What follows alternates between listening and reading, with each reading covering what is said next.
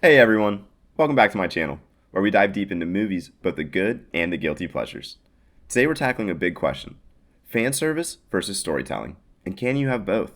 From Marvel's multiverse madness to Disney's endless remakes and nostalgic reboots flooding theaters and streaming platforms, fan service is everywhere. But at what cost? Are these movies telling good stories, or just checking off Easter eggs and cameos to make Reddit happy? Let's break it down.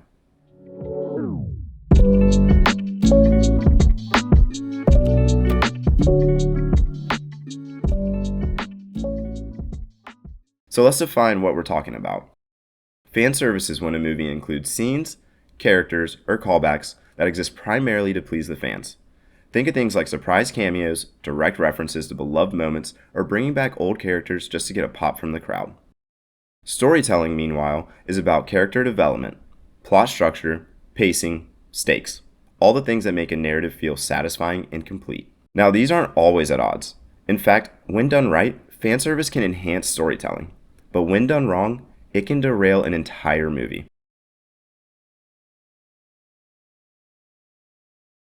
Let's start with the Disney live-action remakes, which have basically become the greatest hits albums of the Disney catalog.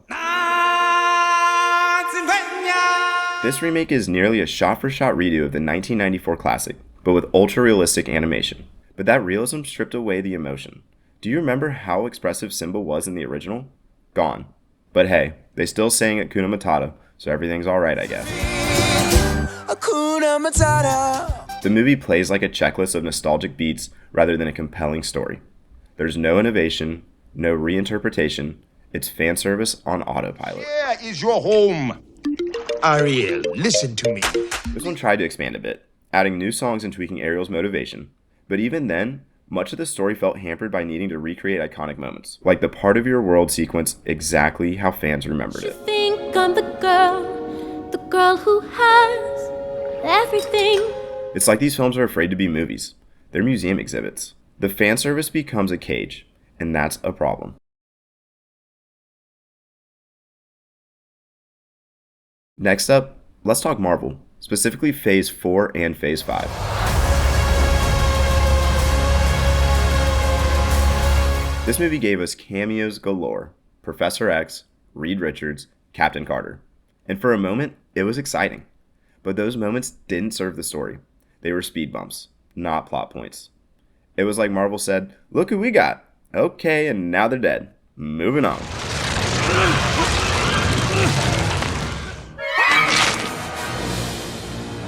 Ever since I got bit by that spider, I've only had 1 week. Now here's a better use of fan service. Bringing back Tobey Maguire and Andrew Garfield could have been cheap nostalgia, but the movie gave the marks, emotional payoff, and real contributions to the story. My Uncle Ben was killed. It was my fault. I lost Gwen. She was my MJ. Their presence added to Tom Holland's Peter Parker's growth. That's fan service enhancing the story. Marvel's now at a crossroads. When they focus on character like with WandaVision or Guardians of the Galaxy Volume 3, they still hit. But when it's just a string of cameos and setups for future movies, the story suffers.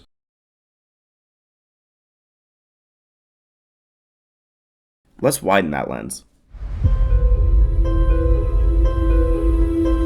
This one leaned heavily on nostalgia: the proton packs, the Stay Puft marshmallows, even a ghost version of Harold Ramey's.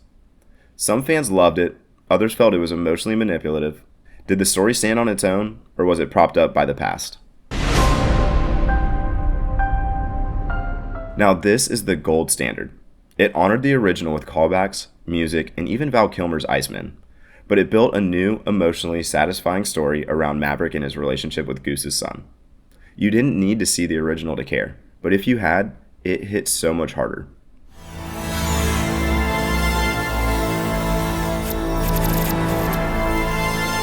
This one tried to get meta about fan service, literally turning the Matrix into a product being rebooted within the story. It was bold, but it also lost a lot of people. It questioned its own existence more than it told a compelling new story.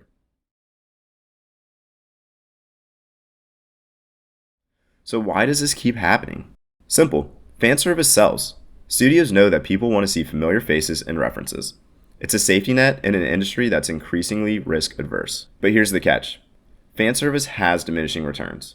The more it's used without strong storytelling, the less people care. and we've seen that in the box office numbers. Nostalgia alone doesn't create staying power. Just look at the Marvels, The Flash, or Indiana Jones and the Dial of Destiny. All had fan service, all severely struggled.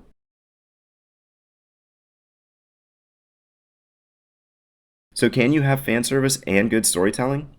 Yes, if you use it with intention. No Way Home works because the fan service supports Peter Parker's emotional arc. Top Gun Maverick honors the past while pushing the characters forward. Even something like Cobra Kai uses callbacks, not just for, hey, remember this moments, but to show how people evolve. Or don't. The key is to make fan service the icing, not the cake.